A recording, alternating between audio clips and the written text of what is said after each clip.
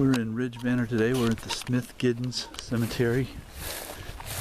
There's no headstones. There are no headstones here. We're in the back end of Ridge Manor.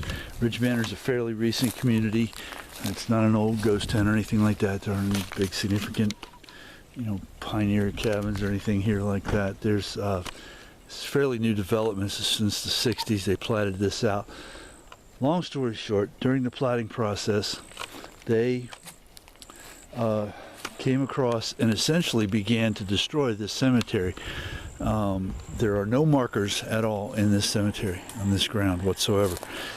They were all wooden markers, and they've since been either deteriorated or just bulldozed over. Once the descendants started finding out about it, they put a halt to it and came in and preserved this ground. And whomever owned this ground, the developers, essentially donated this to the community because they weren't going to be allowed to build on it once the county or the descendants got wind of the fact that there are graves here. So this is a cemetery. You're on a cemetery ground. You're seeing a cemetery, but you're not seeing any markers. There's no discernible. They have to come in and do GPR testing and all that sort of stuff to even find out where anyone's buried. There's a bunch of different mounds. You can't really tell it very well, but right now we're looking at one.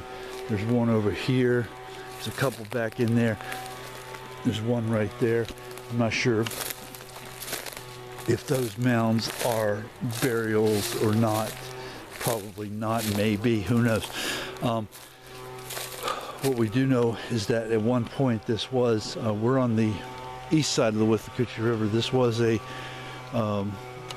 homesteaded area, but as far as, any real history on it, this is basically opposite on the other side of the Withlacoochee from the Giddens homestead, and there were Giddens buried here. They do have records of some of the burials. So anyway, it's not a very exciting, type of find where there's all sorts of 150-year-old monuments or anything like that. It's pretty basic. You wouldn't know it was a cemetery unless you had people come in and do the work before. So that's it. I mean, there's really not much more to it than that. Unfortunately, nobody's come in and really done a lot of the